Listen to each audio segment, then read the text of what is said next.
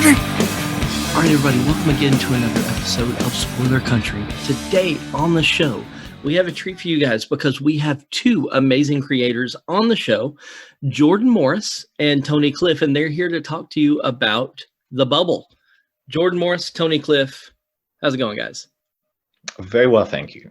Yeah, it's going good. I'll listen. Who doesn't love to start an interview with a correction? But it's actually just Bubble. There's not a Oh no! There's a Judd Apatow movie coming out called The Bubble, which is going to be about the pandemic. So we're all excited Brilliant for that. bastard. I just don't want people to be expecting an adaptation of the Judd Apatow movie. Well, I think they'll both come out. The Bubble and Bubble will both come out, and we'll see which one wins out. Which one will eventually become The Bubble. Who knows, man? Yes. When people look back on 2021, Right. you'll mention Bubble, and we'll wonder which Bubble are you talking about? I'm talking about The Bubble. It's the summer of bubbles. Which one's going to pop first, guys? So, Jordan. I'm sure our graphic novel will be more popular than the star-studded movie. Oh, man. Why wouldn't it be? Come on. So, just as an aside, I was a massive fan of the podcast. Oh, it was wonderful. It was so fun. And like up until like a few months ago, I was like, when is this going to come back on? Because, oh my gosh, it was so fun. And now I know why, because you guys have been adapting it. So first things first, Jordan, I knew you from way back when. So I used to have a job working for a moving company, and I would get people's crap, load it into a big truck, drive it all the way across the country. And during those long haul drives, Jordan Jesse Go was my companion across America.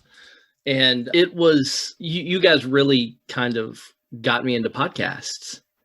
Oh, and shucks. Yeah, thanks. That's nice. That's You nice plugged to your hear. Zune into the stereo, and exactly, as one does. With the tape adapter. You put the tape adapter into the tape deck. Thanks. That's nice of you to say. Yeah, I think our chat podcast, Jordan Jesse Go, plays well when you're, just trekking across America with somebody else's couch and peeing in a bottle. That's when the show really sings. I did. Yeah, I'm not gonna lie. There were quite a few trucker bombs on the way from here and there. So what I'm saying, I peed a lot of places. Right. Yes. Yeah. So. Trucker bomb, is that colloquial? Is that a trucker that's term? the term. That's the Wow. term. And yeah, man, you got a time to stick to, and sometimes you can't stop anywhere. So it gets real awkward when when you're in a truck with another person. You're just like, hey man, look the other way for a minute, because stuff's about to happen. You're gonna have to get real cool with it. Yeah, hold the wheel while I fill this Arizona iced tea can. So Tony, you know a lot about trucker bombs. So I do know a lot about. I mean, you're driving across the country. Drawing comics is one of those jobs where it's just like you got all the time. You got all the time in the world to just sort of sit there, pee in bottles, and listen to podcasts. So yeah. So I'm coming from a similar place as you. Like Jordan Jesse Go was, I think, probably one of the first podcasts I listened to. But I didn't, and yeah, I mean, like I got nothing but time to. Nothing but time though is in the podcast. It's a perk of the job. As with healthcare, movers, no. As with movers, yes. you have to watch your back. Is Yep. it when you're sitting all day? It's a great job for destroying your spine.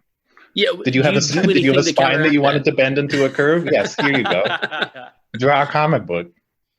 Do you do anything to counteract that? I mean, straight answer, yes. I mean, I try to, or I was doing yoga until pandemic. We are talking to you now in the middle of April 2021. So, for future aliens who discover this podcast, right. It's pandemic times, and I haven't been doing yoga since then, and I've been slowly turning into a walnut to a tiny shape. I have two daughters, and occasionally I'll get out the yoga mat with them and do some yoga, and I realize like I should probably do this a lot more, because the few minutes that I'm doing it with them, it is torture, and I should be better. I should feel better about myself at the age that I'm at. So It's hard not to feel that way.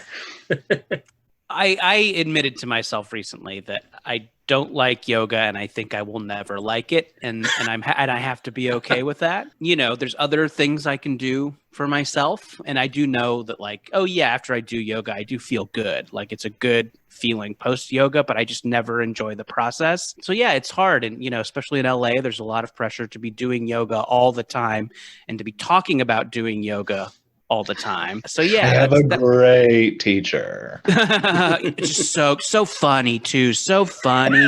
Everybody says their yoga teacher's funny. It's like, no, what's the last funny thing your yoga teacher said? Relate it. You're just in a weird cult. My spin teacher's hilarious. They're not. Yeah, it's like, anyway. Every time I'm at the gym, it's I hate it so much that I want to get through it. And that's what powers you through the exercise. Yeah, I think that's valid. I think I've been able to find some exercises where I kind of enjoy the journey as well as the endorphin-y feeling afterwards. So I think I'm going to try and stick with those. But yeah, you've been swimming, right? Yeah, I've been swimming and running. Nice. So I'm so jealous of your swimming. Oh, I'm so jealous of that. I cannot do swimming for the life of me, and I would love to. What's the thing that won't gel for you? Like, is it? I don't know how to float. How do you float? How do you stay on top? How do you keep from just sinking to the bottom of the pool? Well, you say a prayer to Jesus Christ. That's, I mean, our Lord and Savior. He keeps us above water at all times. Let us pray, bow our heads. You know, I think you just, your body naturally doesn't want to sink. It wants to live. So you just let the body do what it naturally wants to do. So if it feels like my body is trying to drag me to the bottom of the pool, is that a message I should be listening to? Yeah, maybe just stay away from the pool. Is that something I should talk to my yoga instructor about? That is, yes. Your hilarious yoga instructor. Legendary comedian George Wallace. Yeah, well, I can see that. It's that animal that just kind of floats on its back all the time and just looks so surreal. Seals. I want to be that kind of shape. Oh yeah, or the ones that crack otter. the. I think you're thinking of otters. There you go. Yes. Thank you. Yeah. Yes. Tony made we're doing this over Zoom. Tony made the universal symbol for cracking an oyster. So, Jordan, you started a podcast called The Bubble, and just called Bubble. Sorry, called Bubble. My bad. That's okay. Yeah. Oh my gosh. I feel like a dick for correcting. I don't want to. I'm not doing it out of dickishness. I'm a jackass for saying it twice. No. So, yeah, you started Bubble, and it is fantastic. What was the impetus for you to then go, I want to adapt this into a comic? Yeah. So, I mean, I have been a comics reader since I could read. I love them and I think that they are magic and think that everyone who does them is a wizard. And yeah, I've always kind of wanted to do them. And I took a couple of stabs at coming up with pitches, 10-ish years ago, and didn't really find anybody who liked those pitches, but yeah, I was doing other kinds of writing, and then I kind of had the idea for Bubble, just kind of a general idea for a story in a world, this kind of idea that in the near future, everybody lives under these bubbles, and each bubble is themed to the kind of lifestyle you want to. So there's a hipster bubble and a suburban bubble and a country bubble. And the idea that, these kind of themed bubbles, are patrolled by this kind of hapless gig economy of people who have to, fight monsters in order to survive. So this kind of story and these characters kind of came to me, and, I was thinking about, oh, how do I do this? Is this a TV show? Is this a what have you? But yeah, I decided, because I do the chat podcast that we mentioned, Jordan Jesse Go. I kind of know people with microphones and equipment and people who are good with their voices. So yeah, the idea to tell the story via podcast occurred to me. So yeah, we at Max Fun got together a bunch of cool writers. Sarah Morgan, we should mention, who worked on the script for the graphic novel with us. She worked on the podcast, and Janine Brito and Nick Adams, who recently won a WGA award for BoJack Horseman. Oh, nice. So congrats to Bubble alumna Nick Adams. Anyway, so yeah, a bunch of cool people, and got some of our kind of fave comedy people to do voices. You got Allison Becker from Parks and Rec in there. You got Keith Powell from 30 Rock, Mike Mitchell of the Doughboys podcast, Eliza Skinner, the world's greatest stand-up comedian. So yeah, we have a lot of, we kind of like had those cool people involved, and we made the podcast. And then the folks at First Second, who Tony worked with on the Delilah Dirk series, reached out and asked if I had ever thought about making it into a comic book, and I screamed in excitement for an hour and a half and then calmly said, yes, that sounds nice. So yeah, that's kind of how it happened. I think First Second had a lot of success with the Adventure Zone comics from the McElroy family and Carrie Peach. And yeah, just kind of, I think they were into the idea of that comics and podcasts could become one another. So, and yeah, they were great. Callista Brill over there, really, this is her kind of lane, and this is her zone, and she's been great in kind of helping this to become an actual thing. So yeah, that's kind of the little story of it. So here's where we would insert the record scratch sound if we had somebody that did that. How did you guys meet up initially, you and Tony Cliff? Because you said that it's Tony's publisher that does the book with him. Oh, well, like you probably, I don't know when it was, but like I remember really, really early on, Jordan, I think you tweeted something like, hey, anybody got any book recommendations? And I was like, hey, hi, could I humbly direct you towards this series of comics that I write and illustrate? And you're like, oh, I've read those. I was like, oh, nice. All right, well, then I have nothing for you. Then I told Tony to go fuck himself. I've already read those, idiot. Stupid. Yeah, I was a fan of the Delilah Dirk series, and yeah, I think Tony and I pre-bubble, pre any of this, were just kind of like, Twitter banter friends. I was a fan of his comics, and he listened to the podcast, so kind of that created a Twitter banter bond. And yeah, Callista Brill, who you mentioned, has also been my editor for since 2013 on the Delilah Dirk books. So it's a small world scenario. It's just a good, happy, what do you call it when things just come together? It's a happy thing that comes together. Yeah.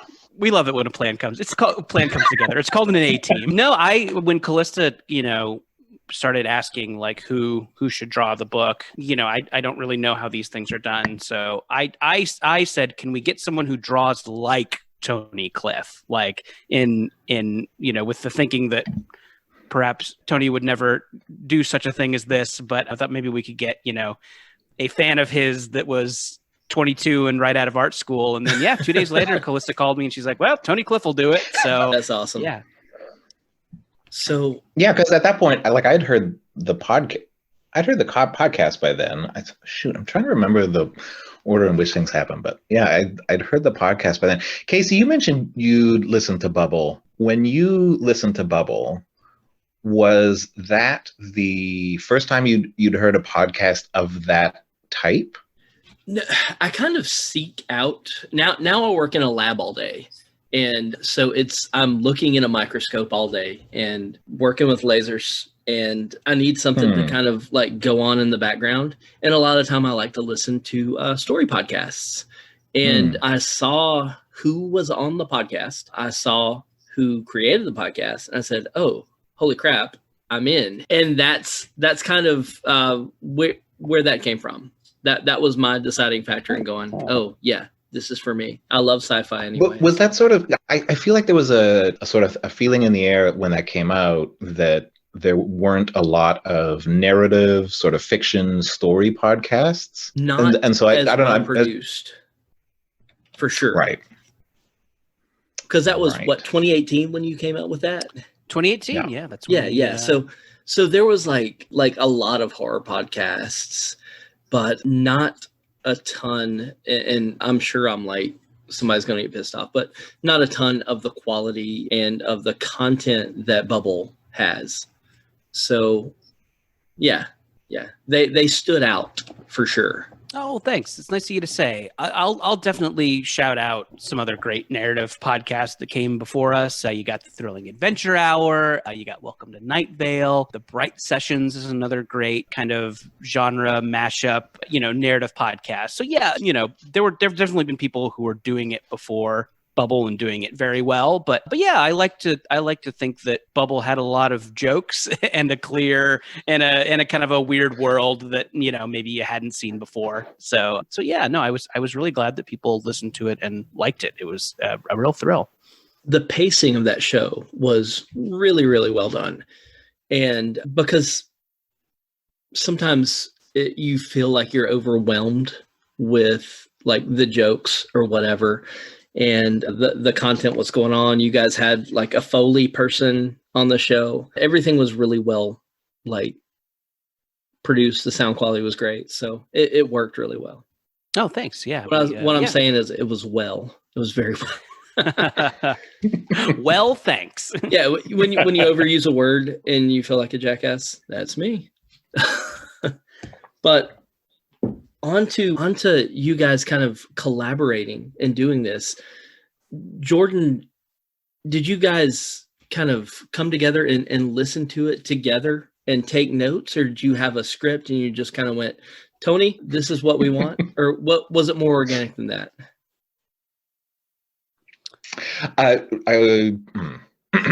So the Bubble Rate a series, the podcast series, as you listen to it, would have probably made a 500-page graphic novel or something. Oh yeah, Tony wouldn't draw it because he's a coward. Well, but also we were interested in it coming out in a reasonable time, instead of us getting to 2030 and then look and be like, guys, here's the Bubble graphic novel. I mean, I guess then it encounters an entire new generation of readers, which is also very important. One is like the Bone Omnibus. Right. Yeah, exactly. Big, massive. So the first thing was, I think, from everybody involved, from Callista and Allie, our wonderful editor, like day-to-day editor, Allie Wilgus. I think we all made it sort of the first goal to sort of, I guess, I don't know, how do you describe it? Like pare it down? Yeah. I mean, I think that, the podcast is very episodic, Mm-hmm. I think we wrote it kind of like a TV show, like a season of TV. So, there's a bigger story going on, but then there's just little jaunts that, aren't necessarily important to this bigger story. Like there's an episode of the podcast where one of the main characters is dating a guy and she can't remember his name, and not that she can't remember his name, but it's one of those things where when you're dating multiple people at once, which is something that we all do all the time, you refer to them, to your friends, as just like, oh, this is like, this is surfer guy, and this is, talks with his mouth full guy. So she's dating this guy who she has no characteristics, so she just refers to him as standard guy, voiced by John Hodgman in the podcast. So yeah, so I think so that was, and then that guy mutates into, this kind of crazy monster who also has no characteristics, and that was like a funny episode that I think we all liked, but I think the agreement was that didn't really like push the story further, and it didn't, it was just something that was there and maybe something we could use for a future volume. But as long as we were kind of streamlining things, stuff like that kind of went into the pile. And yeah, and then I think we, once we kind of had a more streamlined story, we wanted to do some more stuff with the characters, and we wanted to do more stuff, like scenes that weren't in the podcast and some new stuff and a new ending. So yeah, I think shortening was the first thing we did, and then we, kind of tried to pepper in new stuff that we thought would be great for comics. I think it's also worth mentioning here that when we were doing this, like this was 2 years ago, right? That we were doing the bulk of this work. Yeah, because it took me about, I want to say around a year to do all the line art. Natalie Reese then took it. We handed it off to Natalie Reese, and she did all of her lovely colors on it. But I was drawing it for about a year before that. And then it was like maybe half a year or I don't know, a good chunk of time before that like Jordan and Sarah and I were talking about how to break it up and all that sort of thing. So some time has passed, which is why if we're talking about this and it feels a little bit like, do you remember what we did? That's kind of Right. why. And a thing that some listeners might not know is that with this format of comic book or with this, book publishing style graphic novel, like we've finished everything. I handed in my stuff like a year and a half ago. I think Natalie finished color work on it probably about a year before, like last summer probably, I think. I can't imagine being that far in advance. I just did my first comic Kickstarter not long ago. Hey, congratulations. Thank you. We just finished the colors and it's being lettered and we're telling everybody, it's going to be shipped to your house by June. So I can't imagine being like a year and a half, like done with something before like it comes out. That is amazing. Yeah, that's sort of book publishing standard business in most cases. Other than like I've heard stories of people who are working on Image comics who are like, oh, I finished pages and then sent them off, and then 2 weeks later the book's on comic book shop shelves and stuff like that.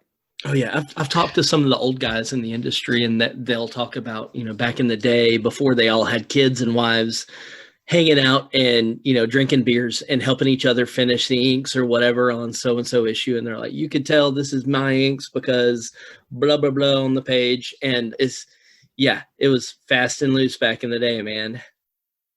I think it still may be fast and loose in many parts of the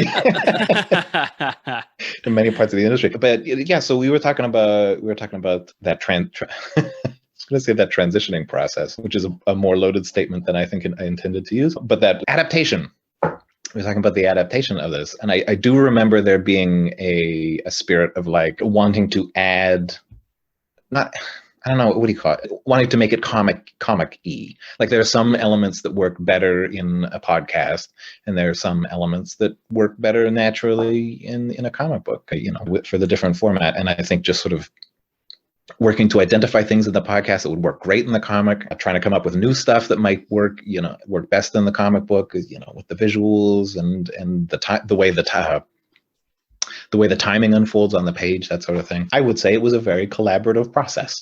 We have awesome. Many Google Docs with lots of back and forth notes. Oh, fans would love to see these Google Docs. Would they? I mean, they would. Maybe. They would love it. No, and I should say too that it was so great to work with Tony, because Tony is a very good writer. He writes the Delilah Dirk books, which are very good. Total package. I don't have to take this. And Tony is also a very funny guy himself, and definitely did a lot of writing and joke pitching and joke writing himself. Uninstall Zoom. So anyway, even though his name is on there as artist, he definitely did a shit ton to shape the story and do jokes and stuff like that.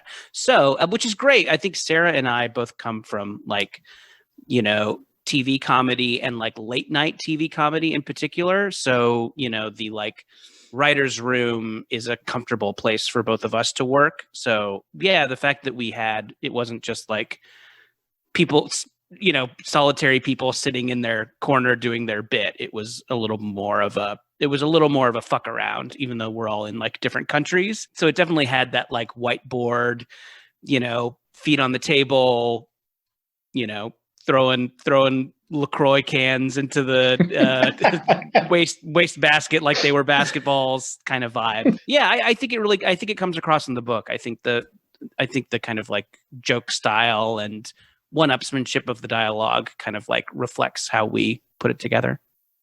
And I do specifically remember the first script that I saw from you and Sarah. Okay, the first script that I saw from you guys, sorry about that, was not broken down into pages or panels and that sort of thing. And so we had a conversation about, hey, do you guys want to go through and do that sort of thing? Is that something you want to be specific about, or is that something you want to leave for me? Which you did, which we did in the end. I think we talked about things to emphasize in this and that and the other thing, but mostly it was fantastic. You're like, no, go to town, break it into pages and panels and that sort of stuff, and I got to, and it was great.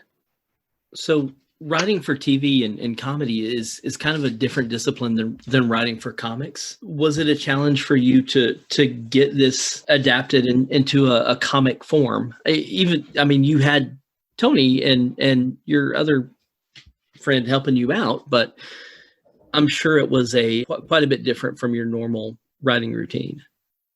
Yeah, I before doing this, I read a couple of books on comic writing. A DC-based one that I think is by Neil Adams. I wish I could. Remember. And then Words for Pictures by Brian Michael Bendis. And there's a very interesting thesis that runs through that Bendis book, and that thesis is: you, the writer, are scum. You are replaceable. Your job is to make the artist look good and to make their job easier and to make a world for them to play and show off their talents. Once again, you're scum and replaceable. And definitely don't feel like they have to do it your way. So I think that kind of beat me down into a submissive little ball to where I wanted to just make sure that you're giving the artist what they want instead of what you've heard that you should do, because I think part of me was like, no, I have to write it like I saw in this Stan Lee book from the 80s. It's like, no, that is not necessarily best for the artist and not necessarily the most fun for them. So yeah, do that, and you'll get a more fun, creative project from the other side. Do you feel that your comedic timing was helpful in getting it onto the page, or was it a new type of? Did you have to relearn how to have good timing on stuff? Oh, are you talking to me? Yeah, yes. I know that Tony did the art and stuff, but kind of had to this is interesting. So when I started doing this, I was not very critical of the comics I was reading. I knew what I liked and what I didn't like, but like I said at the top, like comics to me have always been magic, like something for someone else to do and something I could never do myself, And now after having made one and perhaps others coming down the pipe, that now I can kind of read them and kind of see things that I like and dislike and stuff that works and stuff that doesn't a little clearer.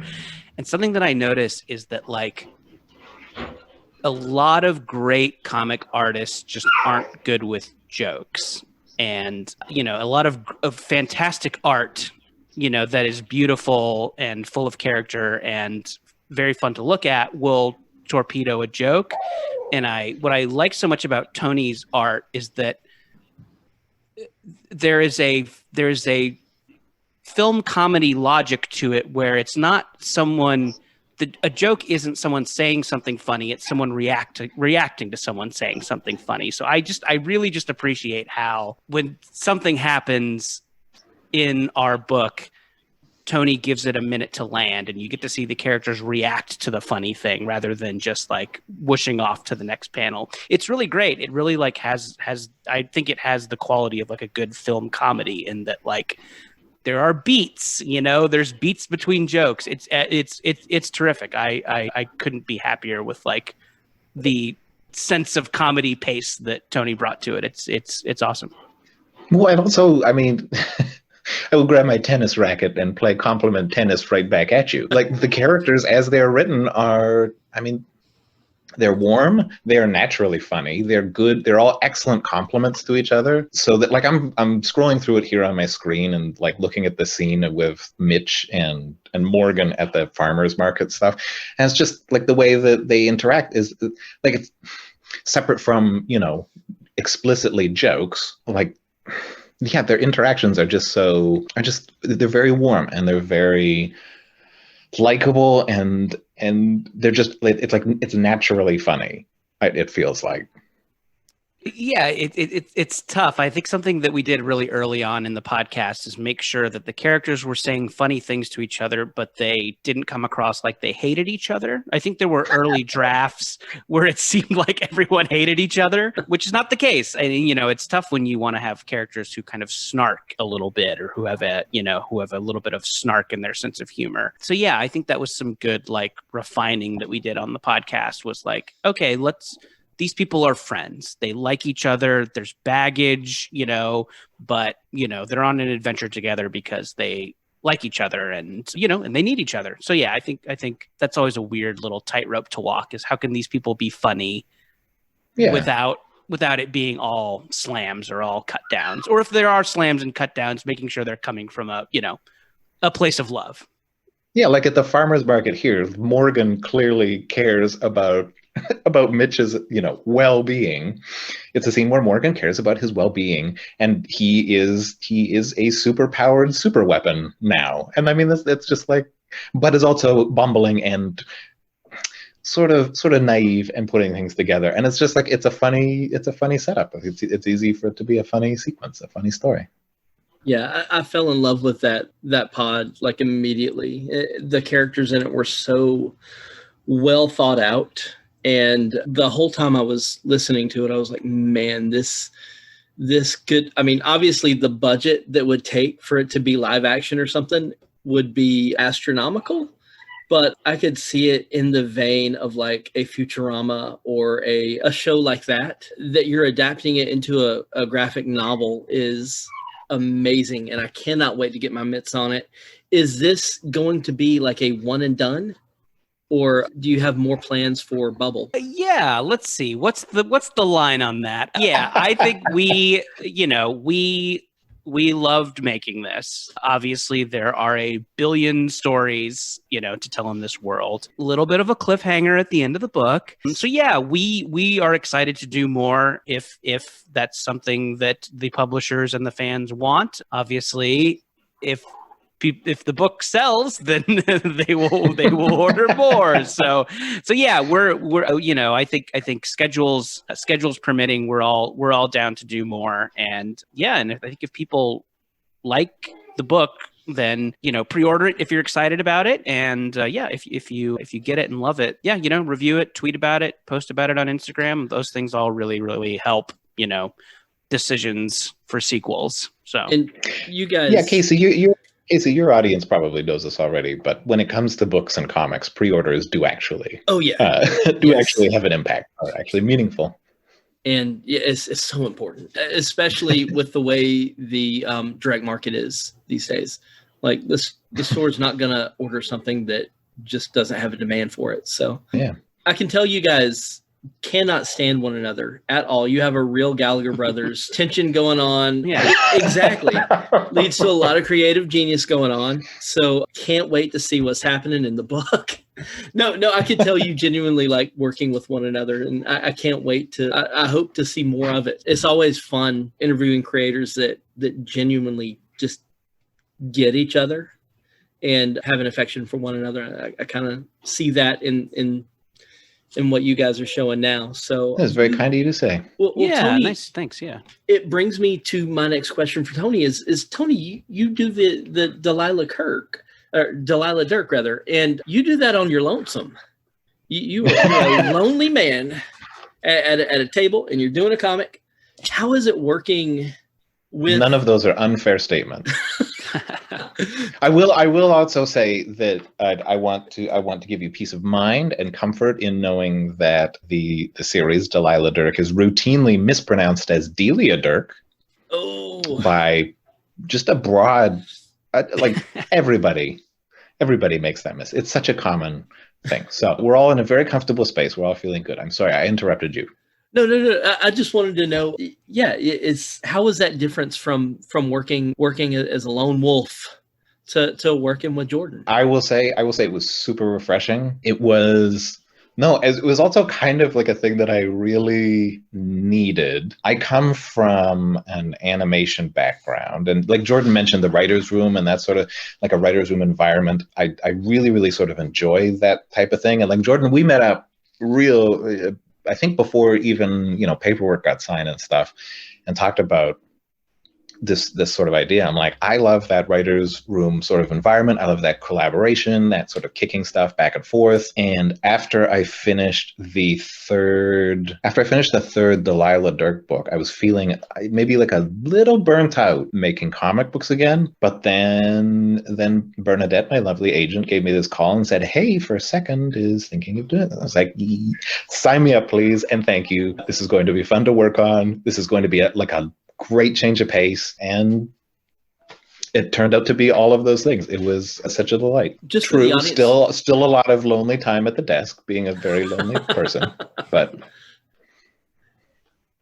sorry, the audience, could you tell us exactly what is Delilah Dirk? Yes, I can. It is a series now of 3 books published by First Second. They tell the story of 19th century England's premier brash lady adventurer. They take place in Turkey and the Mediterranean and England. I designed them to fill the Indiana Jones-shaped hole in my own heart. So if you have a similar hole in your heart, please, these books will fit tidily in there. They're funny, they're lighthearted, but I try to make them sort of, I don't know. I'm trying to bring together all of my favorite things from all my favorite comics. Like the excitement and dynamism from like all the Image comics I read growing up in the 90s, Calvin and Hobbes before that, and then all the stuff we're seeing in more literary graphic novels these days, like, and just sort of like see what I can squeeze in there. And anybody can go and take a look at it if they like at delilahdirk.com. I'm currently working on a 4th. It is in progress right now, and you can follow along at tonycliff.com. That's what I can tell you about Delilah Dirk. Awesome. As creators, I can hear a baby in the background somewhere. Oh, I apologize. No, don't apologize at all. I have 2 kids. They are loud as hell. Kids cannot be quieted. That's where I'm coming at with this next question. As a creator, like you both have, people in your lives that you want to see outside of your work. How do you achieve that balance? Well, I think you're making a pretty rash assumption there, Casey. Others. Yeah. I mean, I obviously, I think, with the creative pursuits, you have super swamped times where you forget to eat lunch, and then you have less swamped times where you go back and watch Farscape. And, I think that, from start to finish, and then rewatch it and do a podcast about it. No, I'm not doing a Farscape podcast. If anybody wants to hear that, let me know. There were about 8 fanboys that were just like, oh shit, our time has come. I think there's, part of it is just kind of like, I think as creative people, there's a tendency to like panic during those slow times. Like, oh no, I'll never work again. I'm irrelevant and should probably just have a Viking funeral for myself. But I think that the healthier thing to do is to, just kind of tell yourself like, hey, it's slow now. It'll pick up. Now is the time to, strengthen those relationships and do the stuff that, is good for your brain and health and stuff like that. I do not always follow this advice, saying it out loud in hopes that I'll take it to heart for later. So yeah, fake energy becomes real energy. Yeah, exactly. Fake it to make it. So yeah, I think that's what I kind of try to do is to do less panicking during the slow times and more like, just using it to, do all that stuff. Tony, do you have any work-life balance tips? No, none at all. That small child that you may pick up in the background is a very recent addition. So yeah, like he came along after I'd finished all my work on Bubble even. So I am figuring it out as I go. That you say that like there will be more, but yes. Nice. So we're done. Baby Factory has been shut down. Made sure that myself. And yeah, that was interesting. I have a friend, and he went to go make a similar decision as I think you're suggesting there. And as part of that process, it involves a lot of counseling, that sort of thing, to make sure that you're certain about this life-changing They're like, you sure you want to do this? decision you're going to make. Yes, he said to the nurse who was telling him these things, he's like, I have 3 sons at home under the age of 3, 2 twins, and she was like, all right, we'll schedule you in for Friday. No further counseling. So, when I went in, there was a nurse in there, and she was like, okay, yeah, just get your pants off and put your feet in the stirrups, and a doctor will be in a minute. And I was like, okay, I'll just wait for this lady to get out of the room, and because I'm a never nude, I think. And so I'm like waiting. She's like, what are you waiting for? Like, take pants off. I was like, oh, I thought I had to wait for you to leave. She's like, baby, I've been seeing dicks all day. Which, yeah, kind of lightened the mood a little bit. And then some middle-aged dude comes in. She sounds proud about it. Yeah. Yeah. So, yeah, talked about kayaking for about 30 minutes, and it was done. So walked like a cowboy for about a week, but other than that, it was okay. Nice. And you got right back in that kayak. Oh, yeah. Yeah. No regrets. No regrets. But yeah, man, I love being a dad. I hope you enjoy it as well, because it's great. So far, it is a goddamn delight. Oh, yeah. Yeah. And speaking of, kind of adjusting, what are your work hours as an artist? Are you a late person? Mine? Well, right now, as we try and figure this sort of thing out, as a whole family thing out, is getting about 4 hours of solid work done. But anyway, that's right now. Prior to that, it's trying to keep like real healthy, real sane type of working hours. I know in the comics community, it seems like, you go on Twitter, like everybody's just working all the time, just like weekends and evenings and that sort of thing, or like staying up all night. It's like, if I try to work, past a certain amount of time, then like the work just starts to suffer. It just becomes not useful. But you get a poor rate of return. So, it's like a 9 to 6, 9 to 7 type thing when I was working on Bubble. Yeah, about that. Take a walk in the middle of the day. Nothing crazy. Eat regular, get lots of sleep, brush your teeth. I was talking to Billionaire Island artist Steve Pugh not long ago, and his work schedule, he wakes up at like 1 in the afternoon and does his... Must be nice being a teenager. The whole thing. Chug some Mountain Dew, play some Halo. He works all through the night so that when his partner gets off work, he can hang out with her, and then when she goes to bed, he can get to work and make the monies. Which I was like, oh my gosh, that must be an amazing way to be able to kind of schedule your day, because you're not tied to an office setting or whatever. But it has its perks. But like when you're at home, sort of running things by yourself, it's like, I don't know. I find a routine very helpful. This is all very, very personal stuff. My partner is a nurse, and so we tried a little bit of a thing where I would adjust my hours to, because she works 2 days and then 2 nights, right? And her circadian rhythms, whatever, just fine, no problem. Like water off a duck's back. But I tried to adapt to that and sort of do that thing that you were describing earlier a little bit, and it was just not taking. I turned into a smaller, more withered walnut. So, Jordan, when can we expect to see Bubble? The graphic novel, yeah, it's coming out July 13th, and you can grab that at your local bookstore, your local comic book store. But yeah, pre-orders are come down to San Diego Comic-Con. On Thanksgiving Day. Oh. Yeah, that timing didn't turn out to be as great as we had hoped. But yeah, so Bubble, it's you pre-orders. Pre-order it right now. Maybe we'll all be at one of these cons at the end of the year to hand you one. But yeah, it's coming, and we love it. And I think I think we can say now we're also, I think if you pre-order, we might make it worth your while with a little bonus. So yeah, nice. Definitely if that incentivizes you, it's coming July 13th. July 13th.